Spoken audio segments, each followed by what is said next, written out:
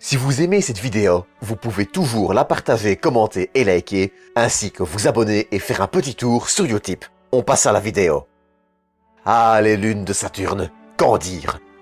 Je pourrais vous parler de leur diversité, d'océans souterrains et de tant d'autres choses, mais je crois en avoir déjà assez parlé dans les précédentes vidéos. Vous savez quoi? On va un peu changer l'intro. Aujourd'hui, on va parler d'une lune banale, à l'aspect banal, mais qui est surnommée l'étoile de la mort et qui a un rapport avec Kaamelott et Pac-Man. Il va falloir qu'on prenne 5 minutes pour en parler.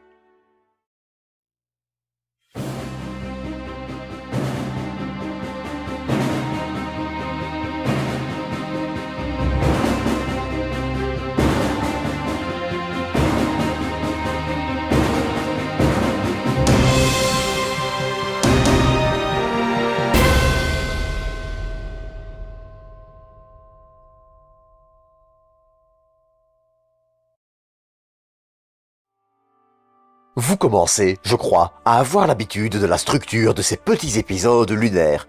Mais pour ceux qui ne l'ont pas encore, on va rapidement parler de la découverte de Mimas avant de parler de son exploration et de ses caractéristiques.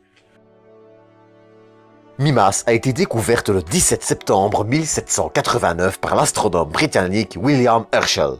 Là aussi, la petite lune, qui tient son nom du géant de la mythologie grecque, sera très peu étudiée après sa découverte, et ce, notamment à cause de son diamètre de seulement 396 km.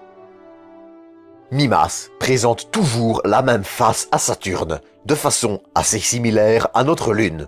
Mais ce qui frappe le plus sur Mimas, c'est ce gigantesque cratère d'impact à sa surface.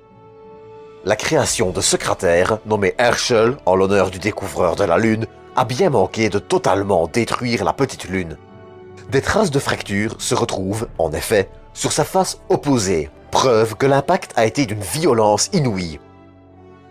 Mais si vous le voulez bien, on reparlera de ces cratères dans quelques instants, le temps d'ouvrir une parenthèse sur son exploration qui a commencé le 1er septembre 1979 avec le survol de la mission Pioneer 11 à 104 000 km. Ce survol, si l'on peut dire, ne donnera hélas pas beaucoup d'informations, la distance et les instruments de l'époque limitant grandement les capacités d'observation de la mission, et ce malgré sa grande efficacité dans le système saturnien, mais on y reviendra dans un épisode dédié. Mimas sera, ensuite, survolé par Voyager 1 en 1980 et Voyager 2 en 1981. 3 visites en 3 ans, ce qui n'est quand même pas si mal. Mais vous commencez à en avoir l'habitude, je crois. La mission qui apporta le plus grand nombre de clichés et d'observations en tout genre est la mission Cassini. Cassini ne survolera Mimas qu'une seule fois, le 13 février 2010 à 9500 km, mais ces observations réalisées pendant le survol et à d'autres occasions seront largement suffisants pour la cartographier et découvrir de nouveaux mystères. Déjà, de légères oscillations dans son mouvement, plus particulièrement dans sa rotation, ont été un véritable casse-tête à expliquer. Ce mouvement, nommé mouvement de libration et non de libération, se retrouve également avec notre Lune. C'est en effet lui qui nous fait voir plus de 50% de sa surface, 59 précisément. Mais si, dans le cas de notre Lune, cela s'explique de par son orbite, la situation est totalement différente pour Mimas. Il s'agit, en effet, d'un déséquilibre de sa masse qui serait vraisemblablement causé par le cratère Herschel. En parlant de cratère, vous vous rappelez, en introduction, quand j'ai évoqué la série Kaamelott. Eh bien, figurez-vous qu'il y a un lien entre les légendes arthuriennes et les cratères de Mimas. Et vous allez voir, c'est plutôt simple. Ouais, c'est pas faux. Comme pour d'autres objets du système solaire, les noms des cratères, dans le cas de Mimas, mais aussi de tout autre objet géologique notable, sont choisis dans une catégorie précise de noms. Dans le cas de Rhea, par exemple, ce sont des lieux et personnages des mythes de la création. Dans le cas de Phobos, la lune de Mars, ce sont les noms de scientifiques associés à des découvertes sur Mars ou ses lunes, sa géologie, et j'en passe. Et enfin, dans le cas de Mimas, des personnages des légendes arthuriennes.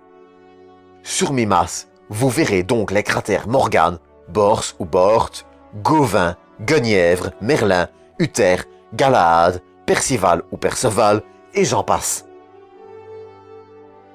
Mais il y a encore d'autres points intéressants à propos de Mimas, notamment celui qui va nous amener à parler de Pac-Man. Et ce point qui nous amène à Pac-Man, c'est la température de surface. Oui, bon, je sais, dit comme ça, ce n'est pas fou, mais attendez.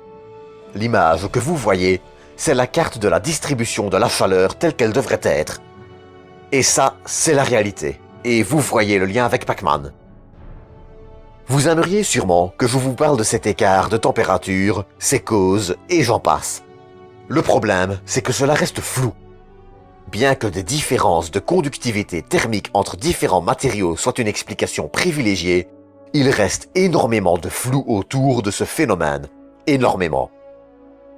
Mais il y a encore un point à évoquer à propos de Mimas. La petite lune a, en effet, un grand impact sur la cohérence de l'anneau G, mais également de par sa résonance orbitale avec la dimension de Cassini, une zone peu fournie en poussière. Ainsi, Mimas maintient ces deux anneaux et s'avère avoir un impact assez important sur les anneaux de Saturne, et ce malgré sa petite taille. C'est donc sur ceci que je vais clôturer cet épisode. Comme d'habitude, j'espère que vous l'aurez apprécié et je vous donne rendez-vous samedi prochain à 19h pour un nouveau. D'ici là, prenez soin de vous, prenez soin des autres et à bientôt pour une nouvelle dose d'espace.